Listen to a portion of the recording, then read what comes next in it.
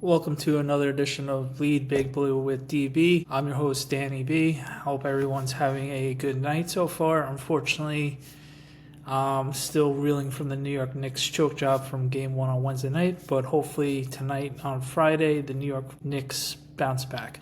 Anyway, we're not talking about the Knicks tonight. Of course, we are strictly talking about New York Football Giants. There's 3 topics today that I would like to talk about. I'm going to start from the most important to more fan excitement towards. First one is Abdul Carter signs his rookie contract, 4-year deal. I'm going to pull it up right now. The tweet from Shefty. Let's see Shefty's tweets right there. Abdul Carter signed a guaranteed $45 million contract, so that equals around $11 million. Good for him. Here we go. We're going to have a lot of fun with him. Hopefully this is things to come. So I'm pretty impressed on how quickly this was done and how smooth and harmless this really was at the end of the day, especially with rookie contracts and who his agent was, and everything seemed to be very smooth. And we know how rookie contracts could be at times, especially at a top 3 level. Look, the first and second round draft picks from Cincinnati, they haven't even played in OTAs and rookie camps because of some shady contract wording that the Bengals are doing. So anytime you get your top 3 draft picks signed and taken care of before the month of June is even a thought. Some rookies, they don't sign until the day of training camp or hold out until like a week into training camp. We've seen horror stories. So the fact that our top 3 rookie draft pick is signed, sealed, and delivered for the next 4 years at a very reasonable price. Obviously, that's one of the positions that they're cornerstone position in the NFL. So him getting $11 million the next 4 years is basically a steal. This is where the Giants have to take advantage of the cap situation with him and Jackson Dart being cheap for the next 4 to hopefully 5 years for both. That being said, since the Giants do have cap issues, this goes unnoticed that they had to do some work today, and they actually converted Brian Burns' base salary and got over $10 million of the cap into being up front. So that's, with that being said, as you can see, the specifics is, according to Field Yates of ESPN, $16 million of Burns' base salary was converted into a signing bonus, creating $12 million of the 2025 cap space. That gives the Giants cover on the Abdul Carter signing, plus more room to work with. So that just goes to show good moves by Joe Schoen and Giants brass. I still don't get where they get the cap space situations where we're supposed to be quote unquote healthy, and then we're barely being able to put a team on the field and have certain situations where we get burned because we didn't have a full 53. Last year's Washington Commanders game, week 2, where we didn't have Goodell. So it's always good to have the first rookies to sign his deal. You would assume the building blocks would be tumbling down now. Hopefully we get Dart and the rest of the guys to come on board and sign as soon as possible.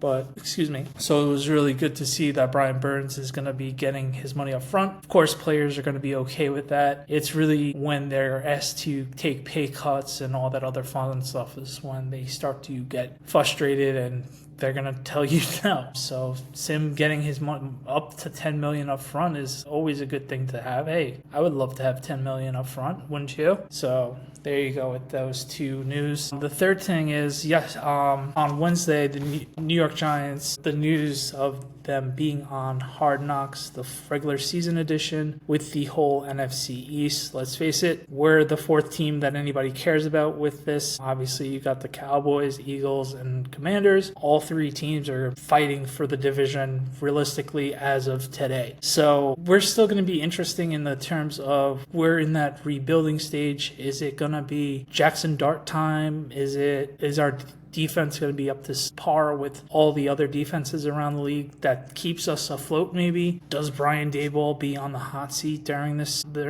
They need to regroup after last year's debacle of the off-season version of Hard Knocks. So it's going to be exciting to see that it's going to be the actual team more than just the front office and Joe Schoen just not looking comfortable at the moment at that time last year. But it's going to be fun to see the whole division. Obviously, we are arguably the best division. I know a lot of people are going to say the AFC North. We're obviously neck and neck with them, but with the competitiveness of our division just as much as their division, we haven't had a back-to-back conference, back-to-back division winner since I was like in high school. So that was like roughly 2000. So it's going to be interesting because definitely the returning Super Bowl champs, the Eagles, are going to be gunning for the division. Obviously, the Commanders, after having a great year with Jaden, is going to be ready to go. They had great offseason moves, so they're gunning for that division. And, of course, the Cowboys are always in the equivalent of contending for the division title, even though they had an off year last year. So it'll be interesting to see what part of the season,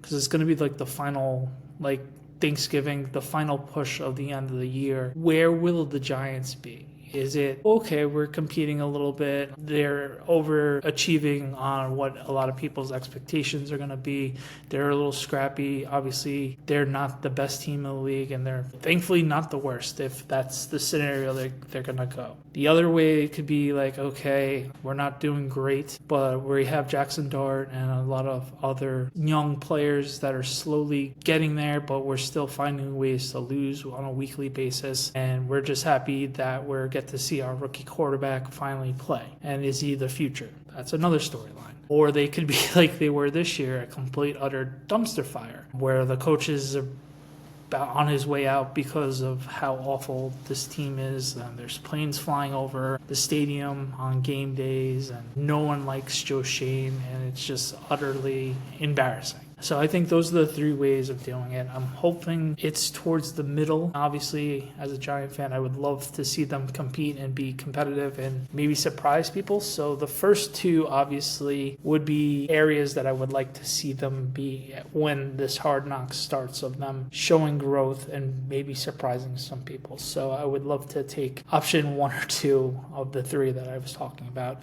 I'll take two, but if it's one, I'll be ecstatic about it. So what are you excited about with Hard Knocks? Are you happy that there was zero drama in the Abdul Carter contract situation? And kudos to Brian Burns for getting the $10 million up front. I mean, good for him. I would love that too. So be sure to check us out. Well, check me out. There's no more us. Check me out at DBHan on Twitter. And as always, please like and subscribe. Until next video, I'll see you guys soon. Have a good one. Bye.